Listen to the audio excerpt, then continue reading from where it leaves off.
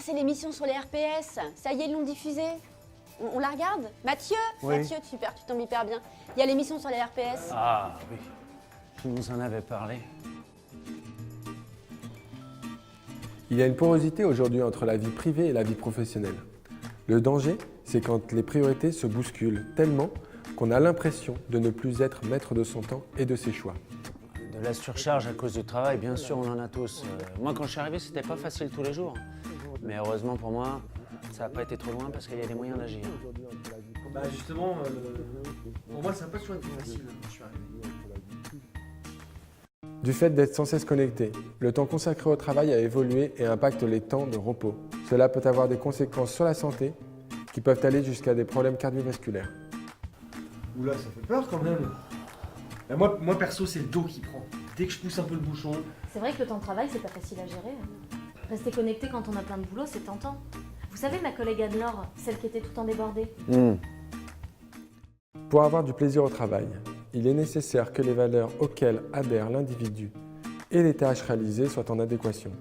Au-delà de l'harmonie entre les valeurs de l'individu et de son métier, il doit y avoir cohérence entre les tâches à accomplir et les compétences du travailleur. Ah bah ça fait du bien d'entendre un peu parler de plaisir au travail. Ah bah, qui le dis-tu? Attends, ça fait 15 ans que je fais ce boulot. Franchement, des hauts et des bas, j'en ai eu. Mais j'aurais jamais laissé ma passion contre un salaire. Alors ça, jamais. Ça se saurait quand même. Les rapports sociaux peuvent être un facteur de protection de la santé des salariés. Et quand on dit rapports sociaux, cela inclut non seulement la qualité des relations entre collègues, mais aussi le soutien des responsables, la politesse, la reconnaissance du travail. Ouais, c'est vrai que de ce côté-là, c'est un peu tendu. Mais bon, globalement, on fait ce qu'on peut. Enfin, on s'entraide aussi. Enfin, moi, en tout cas, je fais attention. Je confirme. Comme la réunion d'infos sur la licence. Tu te rappelles?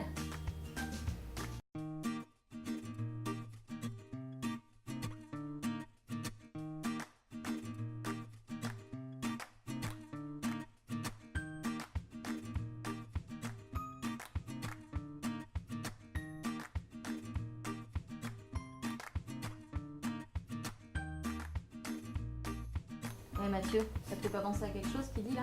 Ouais, c'est vrai, l'année dernière, j'ai vécu ça. Contrairement à ce qu'on pourrait croire, l'isolement n'est pas lié à l'absence d'entourage professionnel, mais à l'impossibilité d'avoir accès à un soutien en cas de nécessité. C'est finalement plutôt un processus qu'un état, il fragilise l'interaction et peut déboucher sur toutes sortes de dérives. Ah ouais, je voyais pas les choses comme ça. Pour moi, l'isolement, c'était vraiment lié à l'isolement physique. Même en fait, quand on y réfléchit, ça peut arriver à n'importe qui, mais pas forcément n'importe où.